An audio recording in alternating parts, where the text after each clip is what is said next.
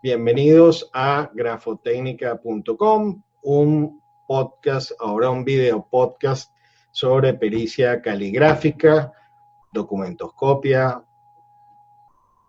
documentología, grafoscopia, tantas denominaciones que tienen toda Iberoamérica. Hoy vamos a celebrar este tercer programa con un invitado de lujo, particularmente con un sentido muy especial y afectivo para nosotros. Es el doctor Gustavo Roques. Gustavo Roques es un perito muy conocido acá en Venezuela, es miembro de CIBDO, evidentemente de CIBDO Venezuela y de muchas otras asociaciones internacionales. El día de hoy estamos muy complacidos por toda la asistencia y la aceptación que hemos tenido con estas transmisiones, y eso nos anima a continuar y a seguir remando en pro de la profesión, esta disciplina tan bella como lo es la pericia caligráfica. Como les decía, hoy ¿qué vamos a ver o qué tenemos hoy de relevante con este invitado? Hoy decidimos o recibimos la propuesta con el doctor Gustavo Roques de hacer o traer y compartir casos y compartir imágenes, macrofotografías. Evidentemente esto le va a dar una dinámica y un estilo nuevo a este programa. Vamos a tener nuestra sección de mi biblioteca y, por supuesto, hoy recordamos que es otra de las secciones que hemos decidido incorporar. Yo, mientras tanto, y que vamos avanzando acá, voy a ir ubicando a la imagen de nuestro invitado de hoy, que ya se encuentra conectado. Vamos a pedirle por favor que inicie su pantalla al doctor Gustavo Roques. Le estoy reiniciando aquí el audio. Perfecto, bienvenido Gustavo. Por favor, activa tu micrófono, que ya de todos estos temas técnicos, siempre, por más que uno esté tratando de manejar todos los controles aquí, al mejor cazador se le va la liebre. Bienvenido, Gustavo. Muchísimas gracias, Raymond. Muchísimas gracias a los colegas y compañeros de CIBDO y personas también interesadas en toda esta rama del saber humano. Gracias por la invitación. No.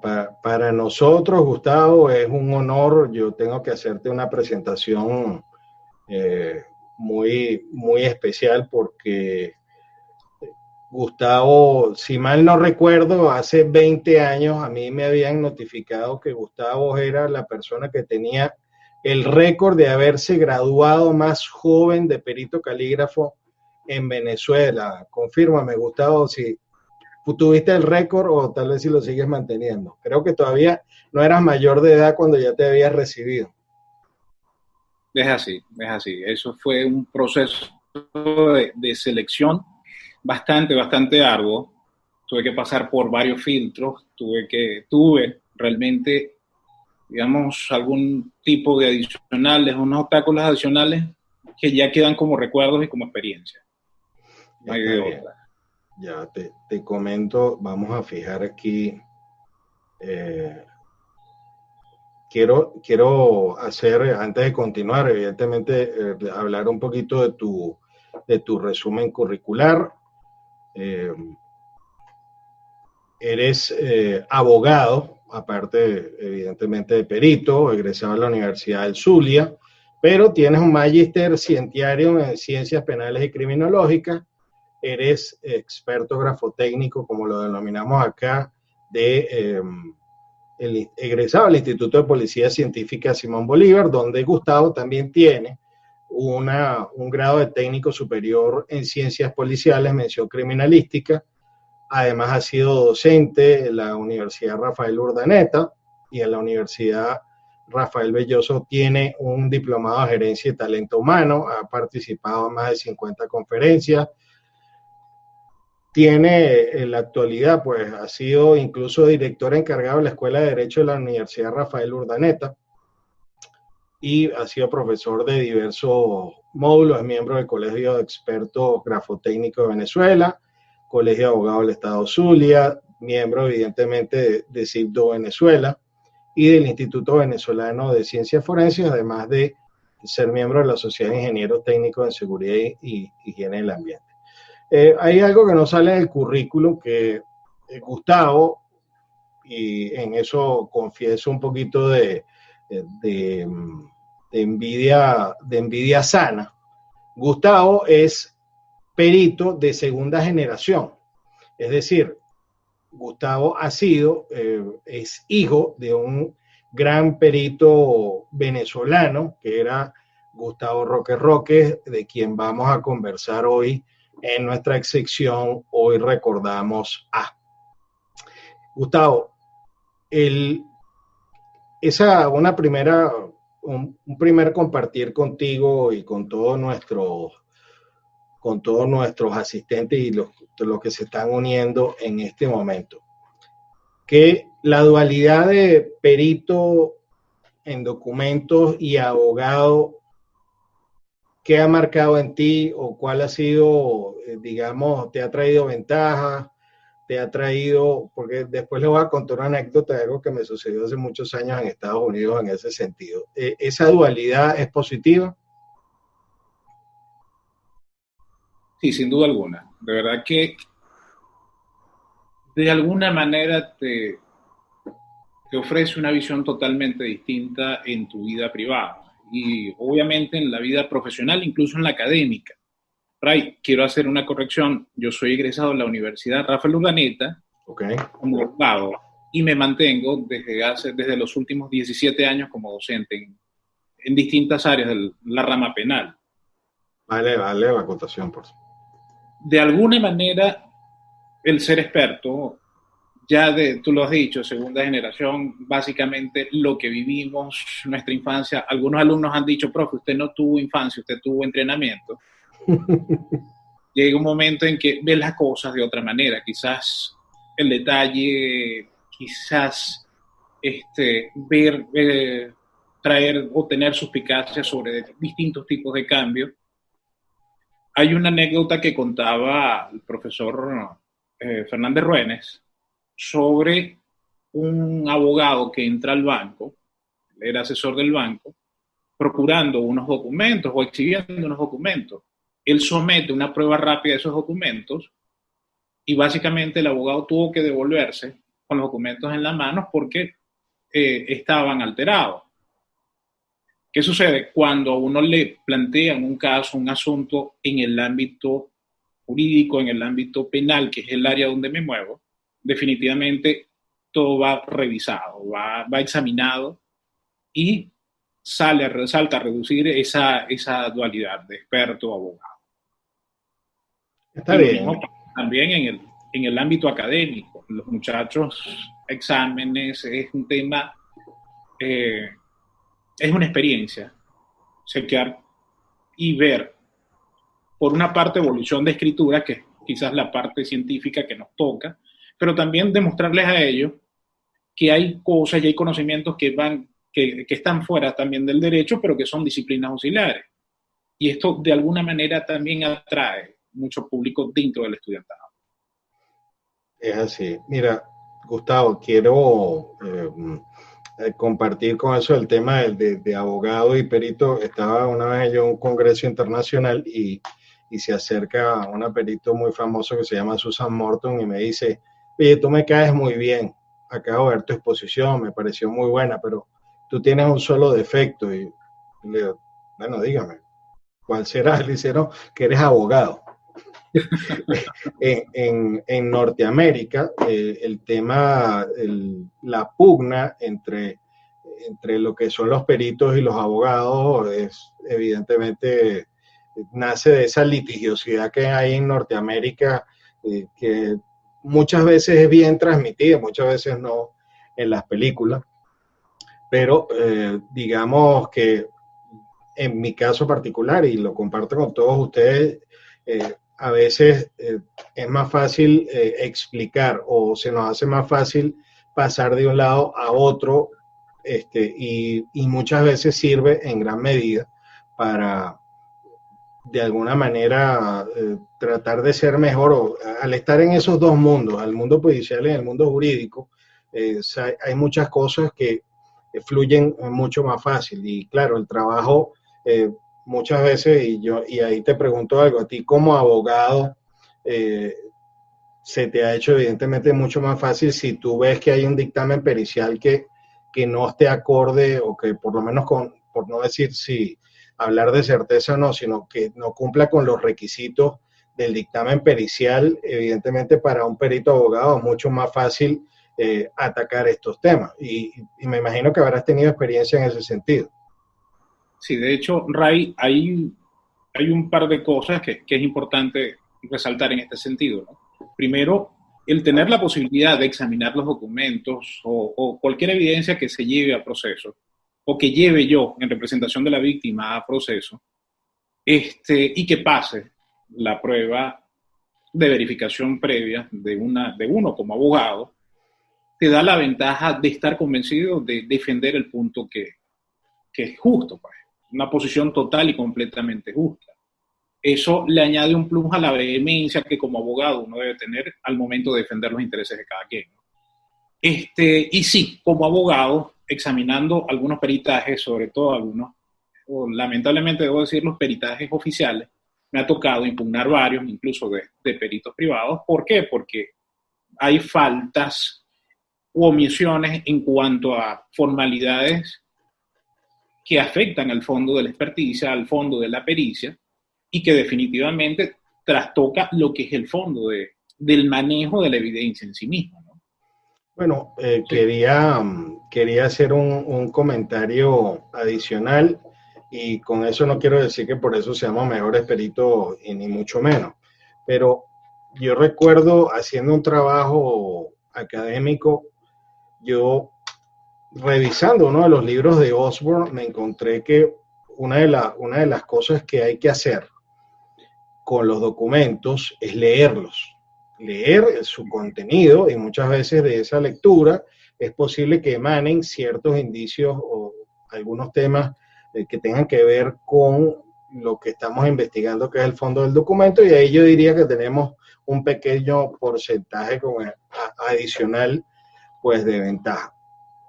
Pero pienso que muchas veces la claridad que uno le da el ir del área pericial y poder interpretarlo, es como un plus adicional.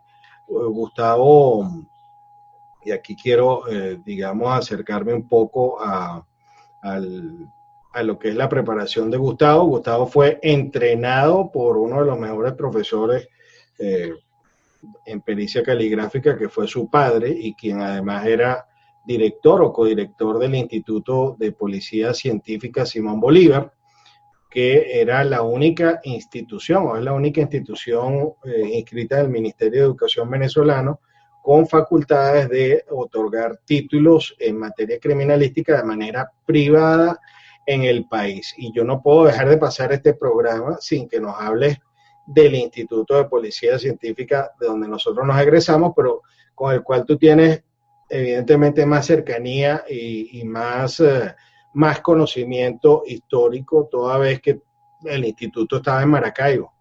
Entonces, háblanos, y me gustaría que compartiéramos esta primera parte del programa sobre el instituto.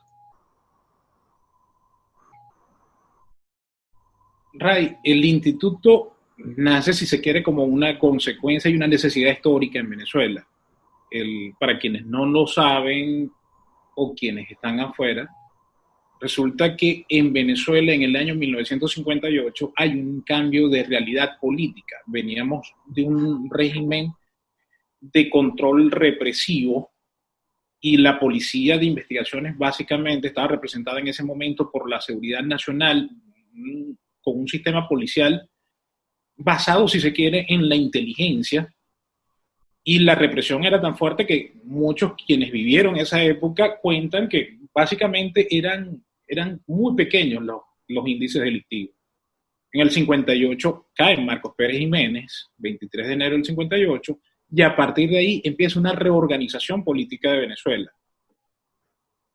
La antigua Seguridad Nacional muta, de hecho desaparece, empiezan a nacer cuerpos policiales que tienen la tendencia hacia la profesionalización. En el caso, cuerpo por excelencia, en ese momento, en la Policía Técnica Judicial, una policía de investigaciones aprovechó la bonanza económica de Venezuela para la época, la disposición de estados extranjeros, gobiernos extranjeros, de apoyarnos desde el punto de vista técnico, desde el punto de vista de equipamiento, para conformar lo que sería ese nuevo cuerpo de policía o policía técnica judicial, que luego fue cambiando nombre. Pero había una necesidad, la necesidad, si se quiere, hacia la parte civil, hacia la parte privada. Allí, por allí, en el año 1960-61, nace la idea del doctor Víctor Araujo Pavón de fundar lo que luego se conoció como Instituto de Policía Científica Simón Bolívar, un instituto de, digamos, si se quiere, que inicia con un esfuerzo total y completamente romántico. Tú conociste al doctor Víctor y creo que también puedes dar fe de ello. Una persona, un enamorado, yo creo que hasta su último respiro de las ciencias policiales, intentando dar un aporte privado no solo a la ciencia policial en la formación de funcionarios y de peritos oficiales, sino también de un personal civil para la parte privada. Papá, de hecho, en ese entonces, esa época, ingresa cuando pudo, cuando por sucesos personales, ingresa a la recientemente creada para la época Policía Técnica Judicial, entra en sus cursos de detective, duraron unos cuantos años en ese entonces en la Escuela de Policía Judicial, se va hacia el área de especialización, perito en el área criminalística y luego la documentoscopia, pero sobre todo va sobre esas áreas.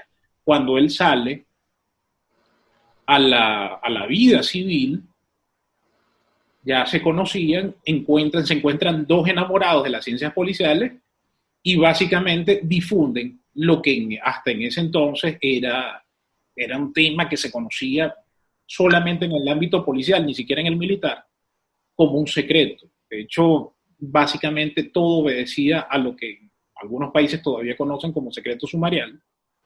Y cuando decidieron abrir paso a aquella técnica policial que estaba reservada hacia las policías, en algunos casos fueron tratados de traidores, ¿no?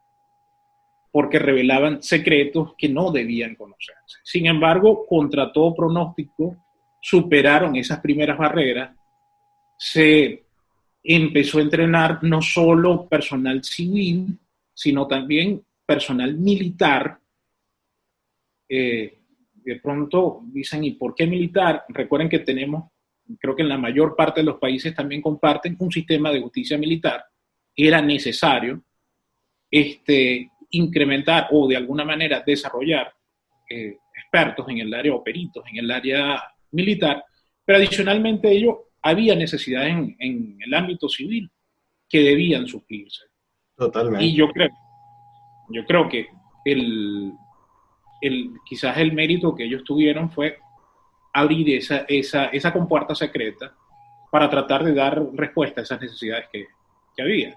Incluso nosotros también formamos, digo nosotros porque tuve la oportunidad de luego ser preparador, instructor, profesor en ese instituto. Nos tocó formar personal militar, nos tocó formar personal policial. De hecho, en Venezuela hay un componente Guardia Nacional que, si bien tiene una organización militar, ejerce funciones policiales. De hecho, fue hecho a imagen y semejanza de la Guardia Civil Española. Es correcto. Y tienen su departamento de criminalística y tienen funciones de investigación en ciertas materias, como lo son, por ejemplo, en drogas, frontera, licores, aunque es bien sabido por todos que la Guardia Nacional, en el caso nuestro, tiene prácticamente el laboratorio puede ser llamado en caso de controversia de algunos otros órganos policiales para dar también y emitir opinión en materia criminalística.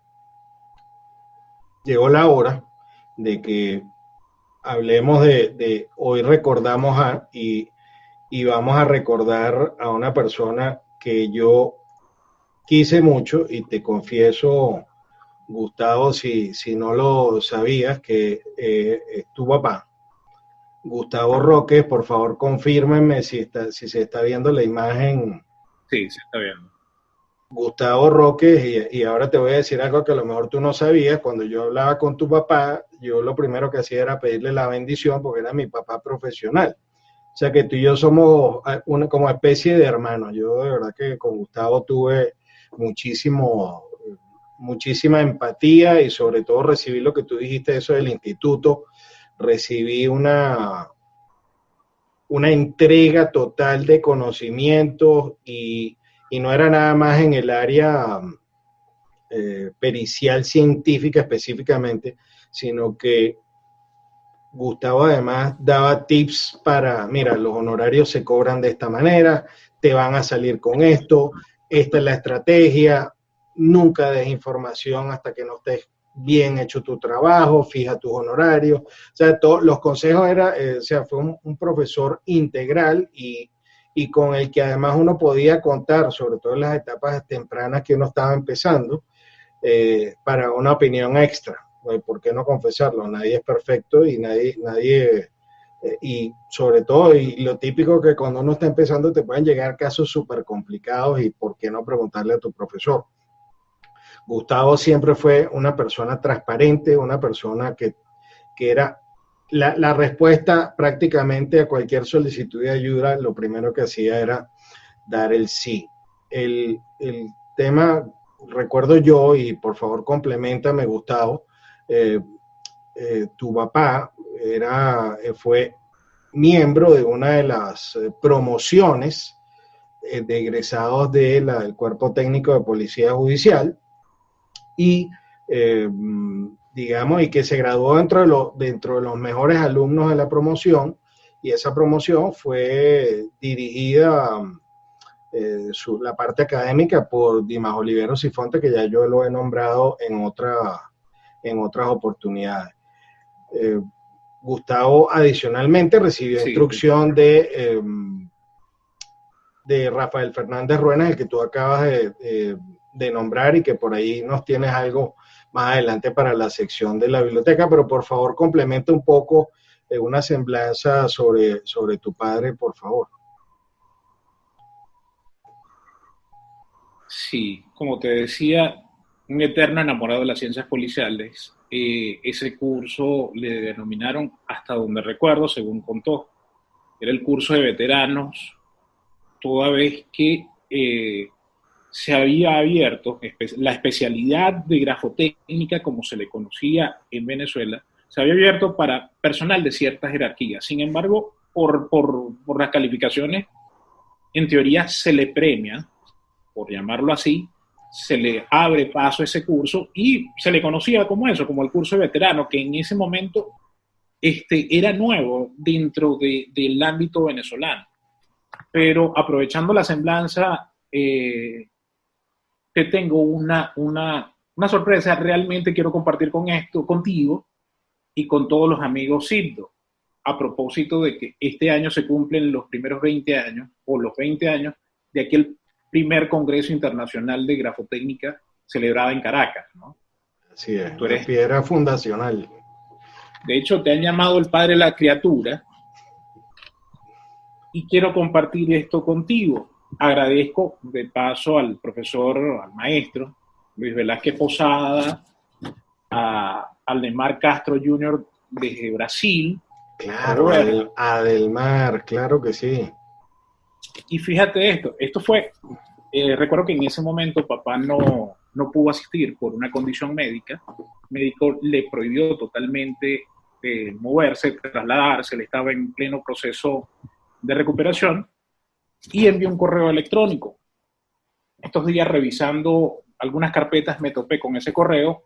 Comparto nuevamente contigo, Ray, y comparto con toda la audiencia porque realmente fue para todos. Sí, para mis hermanos gansos de CIRDO. Estas jornadas han demostrado que la conjunción de nuestros altos destinos, fraguados con amor y lealtad, recorrerán sendas colmadas de ciencia y de verdad. Esto está escrito. Un ganso joven, unido a sus padres, a sus hermanos, lanzó un granido potente, claro y seguro. Otros gansos, algunos jóvenes, otros no tanto, pero todos gansos, siguieron este llamado y emprendieron el vuelo por la ruta más linda jamás trazada, hasta llegar a unas jornadas radiantes, fraternales, llenas de amor, de saber y de razón. Desde mi pueblo productivo, feliz y generoso, que también es su pueblo, les reitero mis felicitaciones a todos y que esa pasión por el estudio y el trabajo sea la ofrenda más sincera y fecunda que le podamos brindar a nuestro pueblo amado, pueblo iberoamericano. A los que alguna vez tuve la responsabilidad de iniciarlos y guiarlos en sus primeros pasos por esta hermosa actividad, a los que no he tenido ese honor, en fin, a todo nuestro grupo, a quienes considero parte de mí, hago votos porque Dios los lleve por los senderos colmados de paz, camino cierto para lograr la justicia que todos anhelamos y merecemos. Mil gracias por considerarme parte de ustedes, con ustedes hasta el final, el ganso enfermo. Gustavo Rodríguez. Bueno, yo recuerdo que esas palabras se leyeron, Gustavo, en el Congreso. Si mal no recuerdo, les dimos lectura porque era sumamente importante. Y ese Congreso además estuvo marcado por, lamentablemente 3 días antes había muerto el doctor Dimas Oliveros y Fonte. Y bueno, hicimos un minuto de silencio, pero fue algo sinceramente especial y que nos íbamos a imaginar nosotros, aunque sí lo teníamos proyectado mentalmente, que Sibdo iba a pasar su mayoría de edad y ahora tiene hijos y tiene sedes en tantos países y tiene tantos miembros, que ese primer encuentro se ha mantenido cada 2 años, ha sido espectacular. Queríamos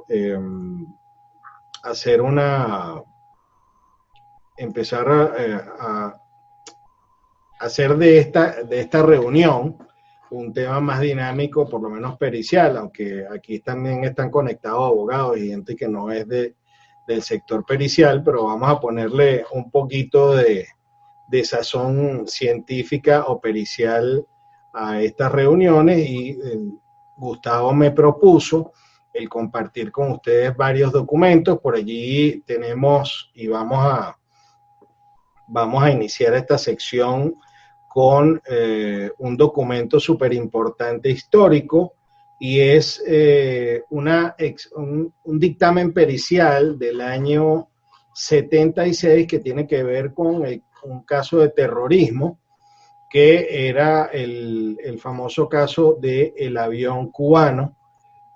Gustavo, mientras yo voy preparando aquí ponerlo y presentarlo, por favor háblanos un poquito de lo que tú recuerdas de ese caso, por favor. Mira, ese fue un caso bien controversial, no solo para la época, fue un caso donde un avión había despegado desde Maiquetía. Maiquetía es el aeropuerto principal de Venezuela, de hecho le sirve a Caracas, capital de Venezuela, y un avión de Cubana de Aviación iba despegando, estalla en pleno vuelo. Se inicia una investigación, la investigación tocó varios distintos ámbitos, desde investigación de explosivos, pesquisas de distintas naturalezas. En el caso nuestro, hubo una pesquisa o se dieron varias experticias grafotécnicas como se le conocen o se les conocían en Venezuela, sobre una serie de anónimos. De hecho, creo que esa experticia en ese caso fue realizada por el doctor Dimas Oliveros y Fonte, que en paz descanse, el comisario Pablo Guzmán. Vamos a ponerla acá, vamos a compartirla, voy a tomar aquí el control de la pantalla y vamos a hacer un display. Por favor, confírmenme, porque con todos estos temas y tantas pantallas puede ser que estemos viendo en este momento un documento de Acrobat. Confírmenme, por favor, Gustavo, si lo ven. Se ve en parte. Yo creo que si vas movilizando el documento. Perfecto, se puede Bien, ubicar aquí está el año 1976. Los participantes en este dictamen pericial: Dimas Oliveros y Fontes y Pablo Guzmán. Dirigido al director de cuerpo técnico de policía judicial, y evidentemente aquí hacen referencia a unos documentos que tienen que ver, y por cierto que aquí están señalando que son copias fotostáticas, donde tienen los títulos Colombia, Panamá, Trinidad, Barbados. Está el desarrollo pericial de este dictamen, y conversábamos ayer Gustavo y yo, preparándonos pues para compartir con ustedes la motivación de la experticia. Dimas era una persona que hacía unas planas gráficas espectaculares, pero el hecho de que tuviera las planas gráficas acotadas con las fotografías, no quería decir que iba a dejar de hacer estas acotaciones dentro del dictamen, y aquí hay breves descripciones de lo que fueron los hallazgos particulares que los llevaron a dar conclusiones en este caso. Señalan los puntos 1, punto 2, hallazgos que se repiten de manera reiterada, automatismos determinados por la expresión gráfica del autor, temas aquí bien interesantes que tienen que ver con los vocablos o la terminología técnica que se usaba por ese momento. Por ahí vi un comentario de Carlos Arógraf, saludos Carlos, que sí, Dimas Olivero se recibió, lo hemos comentado varias veces, como perito calígrafo por allá en Rosario. Y cómo no nombrar o cómo no mencionar a el hombre de la derecha, que era Pablo Guzmán, que fue director también de grafotécnica de PTJ, de lo que era PTJ en aquel momento, y con el cual tuve la suerte y el honor. Ojo, yo también perité con Dimas Oliveros y Fontes en vida muchísimas veces, pero Pablo Guzmán, que aparece mencionado aquí, era un hombre excepcional, de una calidad humana increíble, y ver este tipo de documentos históricos simple y llanamente pues no tienen precio. Y te agradecemos mucho, Gustavo, por haberlos compartido. Ahora prometimos, y ya vamos a mitad de esta charla, que íbamos a traer algunos temas técnicos. Háblanos un poquito, mientras yo voy buscando las imágenes, de qué caso nos traes y de qué vamos a hablar ahorita, Gustavo. Mira, Ray, bueno, quizás para poner en contexto a las personas que nos están viendo, mientras hablábamos, oye, vamos a tocar un tema técnico, digamos, muchas veces todos los días vemos trabajos sobre falsificación de firmas, algún tipo de escrito, y en las conferencias que he tenido la oportunidad de dar mis alumnos en clases, normalmente llama mucho la atención el asunto de los entrecruzamientos. Aprovecho una expresión, una afirmación que hizo Federico de Sigdo Argentina el día sábado pasado, con respecto, si no me equivoco, él hablaba del estudio de las tintas, él hablaba incluso del estudio de las firmas, y dijo algo que quizás puede pasar por debajo de la mesa, pero que es una verdad total y completamente cierta, casi absoluta, ¿por qué no? Decía que en materia de investigación pericial, documental, muchas veces no podíamos encerrarnos en un solo método. Desde hace unos cuantos años, quizás los últimos 20 años, desde que incluso tú empezaste a trabajar con los filtros dicroicos y se empezó a escribir sobre el punto, trabajamos con radiaciones ultravioleta, infrarroja, trabajamos con distintos métodos, va desde la simple química por disolución o difusión de iones, pero a veces dejamos lo más sencillo. Nos ha pasado, y de hecho, de algún modo comentaba contigo en esta última comunicación con respecto a esta experticia, este informe de experticia, que los exámenes o los informes periciales realmente inevitablemente tienen que ser motivados. De eso no hay duda. Claro. Y que poco a poco el devenir de la actividad diaria prácticamente, y quizás el número de informes que se están generando, sobre todo distintos tipos de peritos oficiales y no oficiales, hacen que merme esa motivación, un aspecto fundamental en todo lo que es nuestra actividad pericial y que no podemos renunciar.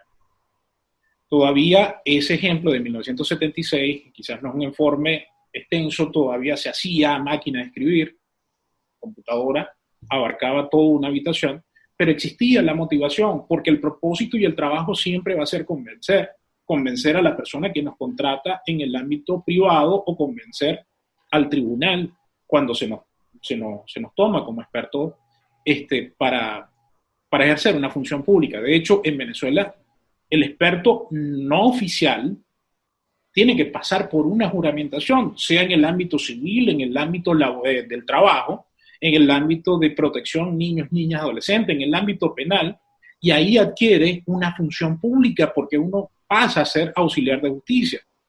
De acuerdo. ¿Qué pasó o qué ha pasado en Venezuela? En Venezuela a veces vamos perdiendo esa condición de ir motivando, pero tenemos un público, el público es el tribunal, el abogado, las partes en debate y nos toca convencer. Muchas veces convencemos con lo más sencillo, por esa razón pude extraer esas imágenes que llaman mucho la atención, como les digo, en conferencias que se han presentado a nivel regional. Sí, no sé vamos a compartir vamos a traer tus láminas y nos vas hablando mientras estamos conversando. Yo me imagino que ya, y por favor confírmame. Se ve la presentación. Ya la voy a iniciar.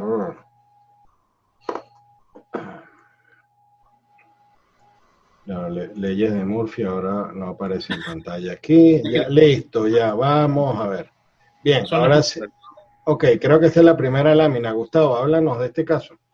Fíjate una cosa, este fue un caso que se dio en el ámbito civil y que de hecho es relevante porque, si se quiere, en el ámbito local representó un antecedente. ¿En qué sentido? Se trataba o se trata de una letra de cambio donde la persona no negaba la autenticidad de la firma. Ella dice, sí, es verdad, yo firmé. Pero lo particular en este caso es que, oye, dijo, nada, eso fue una letra de cambio que yo firmé en blanco. ¿Por qué fue representativo este caso?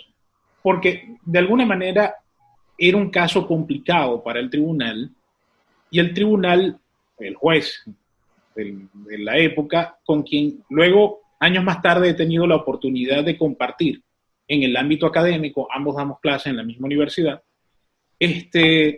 digamos, de algún modo nos impuso, digamos, en principio nos pidió la colaboración y luego lo tomó como costumbre. ¿En qué sentido?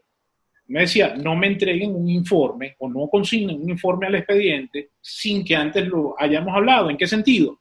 Es una persona sumamente curiosa y necesitaba entender el informe. Explícame el informe, qué dice, porque no quiero simplemente llegar a conocer las conclusiones. En este sentido, empezamos a trabajar, se trabajó sobre la experticia, creo que perdimos la imagen, Ray.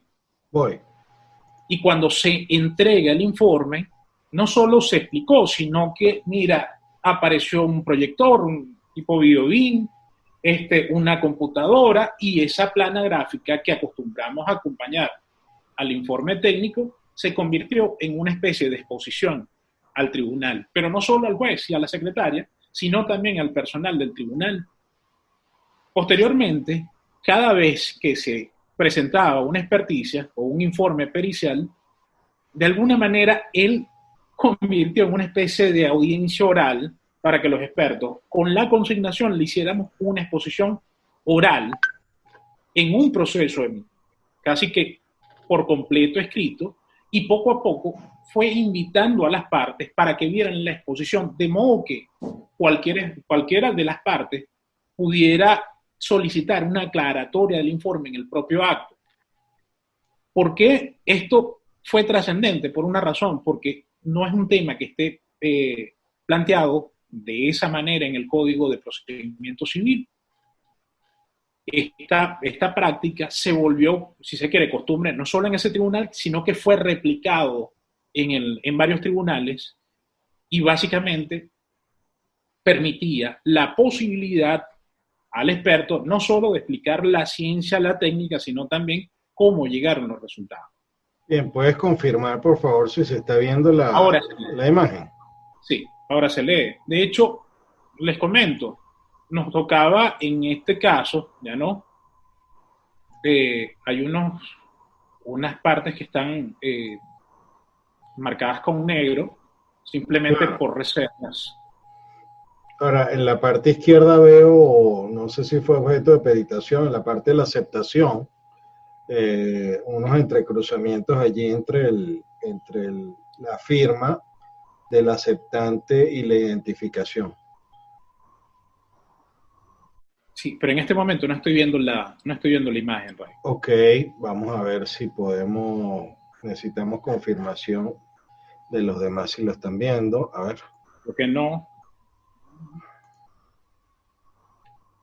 Bueno, ese es el reverso de la letra de cambio. Yo creo que sí. Vamos a ver, aquí no, dice la función. Ah, bien, ok. Lo dice que está en pausa la presentación. Sí, vamos a buscar acá.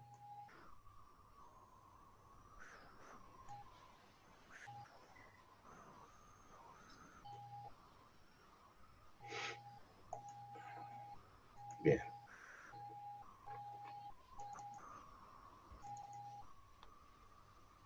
A ver si en este momento...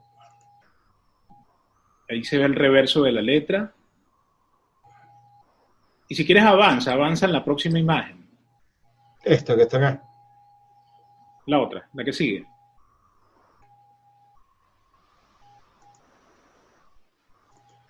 A ver, ¿se ve completa? De hecho, en la anterior debe haber un 5, esta se ve completa. Acá. Esa misma es. De hecho, se ve bien. Fíjate una cosa, hay cosas que se pueden hacer a simple vista, hay cosas que se pueden ver con lupa, pero este tipo de elementos necesariamente tenemos que verla con un instrumental adecuado.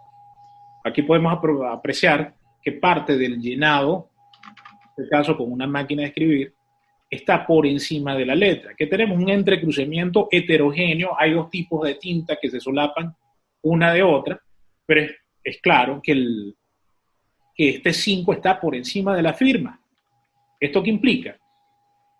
Básicamente, cuando trabajamos cosas, de hecho tú mencionaste un delito, el abuso de firma en blanco, es necesario recordar, por lo menos en la legislación penal venezolana, que el abuso de firma en blanco necesitas de alguna manera demostrar por lo menos 3 elementos básicos. 1, que la firma haya sido en blanco. 2, que se utiliza o se llena sin el consentimiento previo del signatario. Y 3, que genere un perjuicio económico del signatario. Por lo tanto, uno de los 3 elementos básicos, de alguna manera, está enfocado en lo que es la pericial. Y en este caso, se había determinado que habían 2 secuencias de escritura. No era necesario datar, no era necesario establecer antigüedad o no, sino simplemente establecer la secuencia de escritura, que vino primero, el texto o la firma en este caso. Entonces, vemos un número correspondiente a un texto mecanográfico que está por encima de la firma en sí mismo. Cuando vamos al reverso, que es la próxima lámina, voy. Si Morphy nos deja. Sí. Bueno, y el conductor inexperto en su... ¿Ves el detalle, si se quiere, en la parte inferior de la letra A? ¿Okay? Se le quitó, en ese caso, sí, se le quitó las fibras superficiales que estaban, de alguna manera, que contenían la tinta de la máquina. Fíjate lo que quedó. Claro, si pudieron sacar el material de allí, evidentemente pues estaba encima y se ve cuál era la secuencia, pues. Ahora, aquí quiero hacer una acotación legal, Gustavo, que para hacer este tipo de operaciones, aunque el código de nosotros dice que si se va a destruir el documento o lo que es objeto de experticia, necesita autorización del juez. Pero en este caso no había destrucción, lo que se había hecho era, lo que se hizo fue simple y llanamente tocar esta área. Los criterios pueden variar, evidentemente lo ideal es jamás hacer ese tipo de operación, pero en algunos casos sucede que sucede solo y por la misma calidad del documento, los movimientos, la conservación que tiene, puede desplazarse este material de allí de la zona.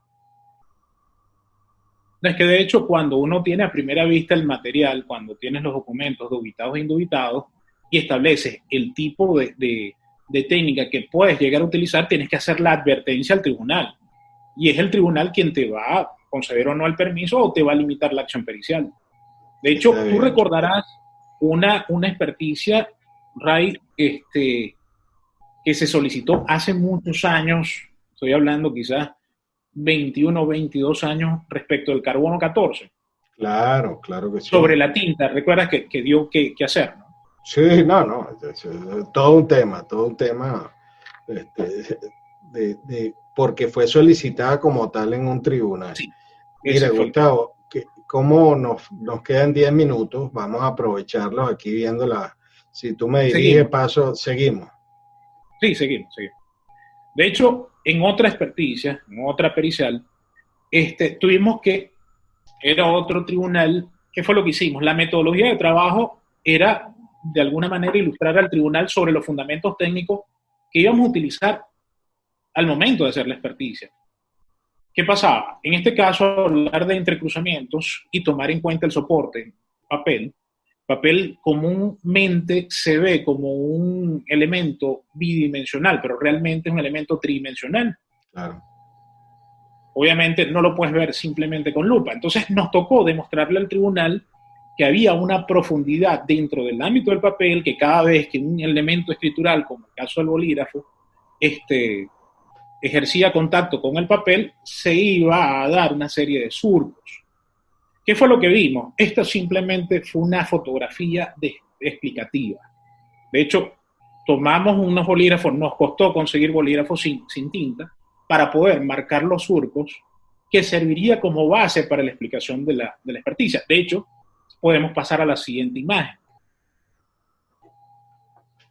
Listo. Este fue otro caso muy parecido. La persona dijo, yo firmé, fue una firma en blanco, pero vemos cómo los surcos que se imponen por la presión, pero sobre todo porque había sido la última secuencia de escritura, fue la SCBO, que es la abreviatura de Maracaibo, como tal. Va por encima de la firma, puedes pasar para la próxima imagen. Listo. Y vas a ver, son casos de entrecruzamiento homogéneo. De hecho, es importante que se vea el detalle de las fibras del papel. No es cualquier fotografía, no es cualquier instrumento el que se utiliza para hacer este tipo de observaciones. Excelente, Gustavo. Y aquí que tenemos, que ya estamos cerca ya del... Rapidito. Y nos queda una sección que es la de mi biblioteca, tu biblioteca. Vamos a ver qué nos traes hoy. Mira, en este caso que teníamos un documento firmado por varias autoridades, se decía, es la firma, pero yo no firmé ese documento. Ahí tenemos la firma dubitada específicamente debajo de la palabra de los exponentes, pero cuando la llevamos al microscopio, porque no hay de otra, tuvimos lo siguiente. Próxima. Sorpresa. Combinación por lo menos de 3 colores, además que vemos la diferencia que hay con las líneas y los surcos que son plasmados por un instrumento escritural. Aquí vemos como que la firma era producto precisamente de un sistema de reproducción artificial.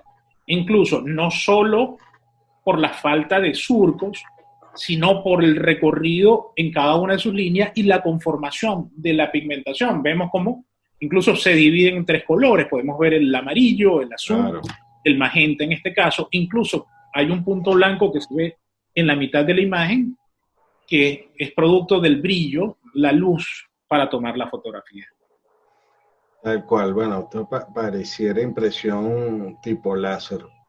Ajá. De hecho, por ahí se deben ver los puntos amarillos con los que pueda hacerse la identificación, que sería interesante que tratáramos ese tema en alguno de los programas que vienen. Fíjate que el toner en esta época tiene un alto contenido de acetato. Cuando pasa por el rodillo de fusión, el acetato como tal se derrite realmente, creando una película, una capa por encima de las fibras del papel. Mira, de verdad que le hemos dado o tú le has dado con esta con estos nuevos aportes, una visión práctica a este programa, de compartir con todos los asistentes, que seguramente tendrán mucho que disfrutar de estas imágenes, porque son casos de otros peritos y que evidentemente ya no hay problema, pues son casos que están terminados. Por cierto, tenemos por aquí una encuesta pendiente, vamos a ver si la podemos hacer antes de terminar la sección. Vamos a ver si podemos hacer la encuesta. Vamos a buscar las pantallas por acá. La encuesta es si usted ha peritado en casos de entrecruzamientos. Vamos a ubicarla por acá.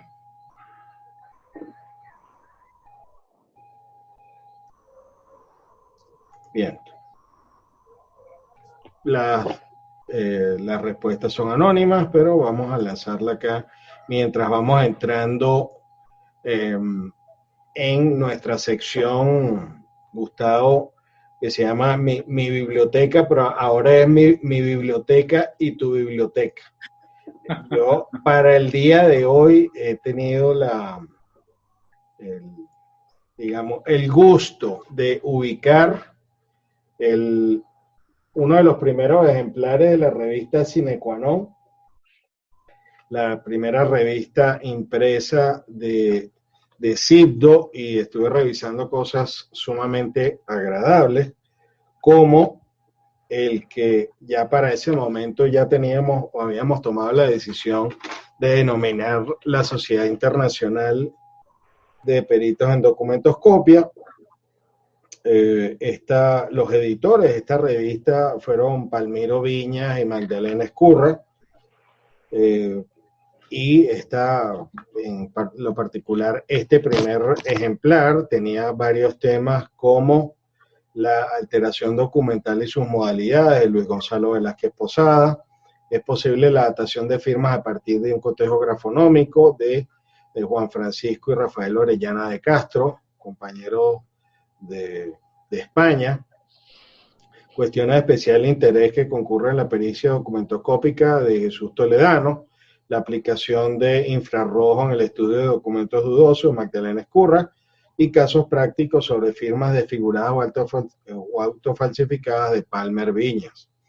Y también tenemos había un artículo que era botones y sobreentintamiento de Vicente Macías Túnez. Ahora vamos ahora con tu biblioteca, Gustavo. ¿Qué nos tienes para compartir hoy aquí? Si me permites el comentario, en ese primer congreso, una de las participaciones del maestro Luis Velázquez Posada fue la semiología de la disciplina, ¿no? Nosotros en Venezuela básicamente utilizamos el término grafotécnica para cualquier tipo de estudio documental. Y a partir de ese congreso y de hecho de un trabajo de esa primera revista empezamos a utilizar la terminología de documentoscopia. En la biblioteca tengo clásicos. Aquí tengo un ejemplar de una separata de la lección dedicada a las materias del libro Medicina Legal y Toxicología. En este caso el autor es el doctor Rafael Fernández Ruénes. Fue escrita en La Habana en el año 1951 son clásicos, y el libro de Pedro Serrano, Grafística, del año 1953. Excelente, excelente. Qué maravilla de aporte para tu biblioteca, mi biblioteca, Gustavo. Estoy aquí sumamente complacido. Vamos a finalizar la votación, pero les voy dando los resultados. El 67% de los asistentes ha peritado sobre casos de entrecruzamiento y un 36% no, y votó el 90% de los asistentes. Vamos a finalizar las votaciones. Estas votaciones nos han dado una visión bien interesante, que yo sí la he visto muchísimo en los congresos de la SQDE, que muchas de las estadísticas que dan se comparten y al final no son temas tan relevantes, pero que sí afianzan el conocimiento de lo que es la disciplina o la profesión. Vamos a irnos despidiendo y estoy bastante complacido porque veo muchos amigos que tenía tiempo que no veía. Saludos a Gerardo Pérez de México. También, por supuesto, están, y voy a irlos leyendo por acá, que la otra vez ya creo que encontré la forma de visualizarlos a todos los asistentes. Está Liliana Pérez, Eduardo Berrones, Marisabel Ortega, está Francisco Elías, Anabela. Vamos a ver si aquí tengo mi lista de participantes. Carlos Alpiña, Carmen Bercher, que es nuestra próxima invitada. No se pierdan el próximo viernes nuestro programa número 4, Gabriela Gauna, Gabriela Hernández, nuestra invitada de la semana pasada, que ya está arrasando en YouTube con el programa de la semana pasada, que ya está liberado. Guillermo Espinosa, Gumer Alonso, José Figliola, Jorge Picado, Karina Delillo, está Liliana Granadillo, Liliana Pérez, nuestra querida Liliana venezolana prestada a México, Lot Álvarez, Isabel Ortega, María Valeria Fernández, bienvenida, Natalia Ritondale, Oscar Pérez, Neidalí Cubillán, Patricia Navarrete, Carlos Rodríguez, Araguanes, Silviana Lotufo, Víctor Solano, y por allí estaba conectada una aprendiz. Aquí ya está entrando de nuevo un aprendiz de perito calígrafo, mi esposa Candy Herrera, a quien también con mucho cariño saludamos y que le damos la bienvenida aquí en estas charlas de peritaje, en las cuales ella siempre está animada a participar. Estamos ya llegando al final, Gustavo, no quiero despedirme sin agradecerte infinitamente toda la información histórica, la información técnica, que no puedo dejar de decir el famoso refrán de que hijo de gato caza ratón.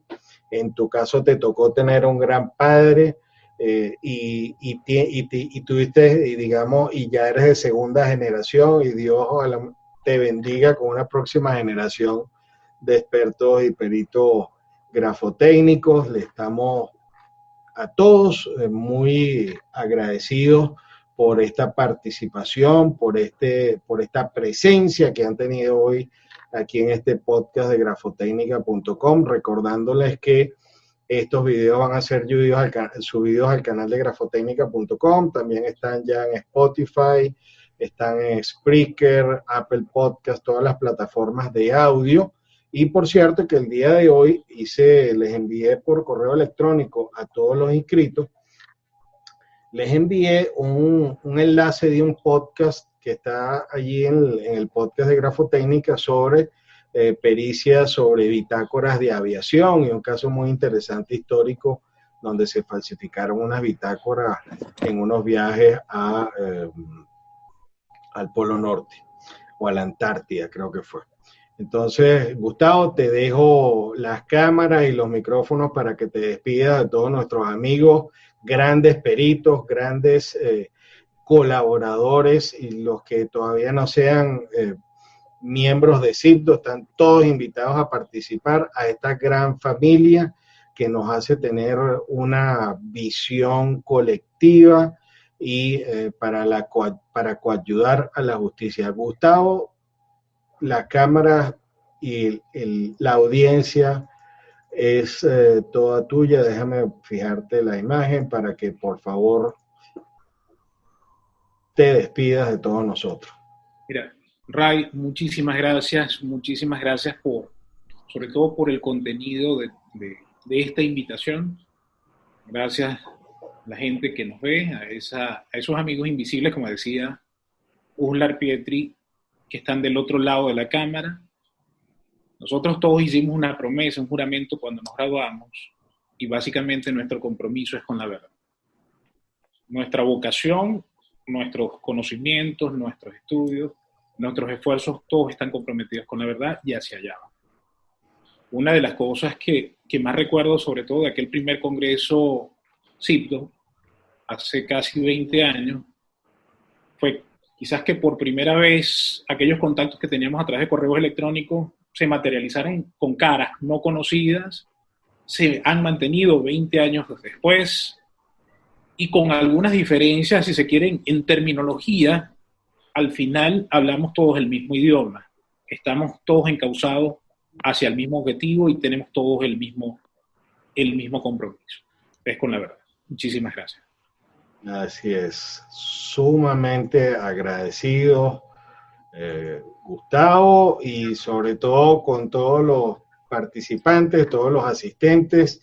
Los invitamos a difundir entre colegas la información de todos los en vivo que estamos haciendo, todo esto es compartir, y evidentemente vamos a ampliar la agenda. Ya vamos a tener después de Carmen a Otto Rodríguez y tenemos una sorpresa para la semana de arriba, pero vamos a seguir haciendo este crucero internacional de pericia caligráfica, donde la idea es que sigamos creciendo y a la vez nos sigamos uniendo. Hasta una próxima oportunidad.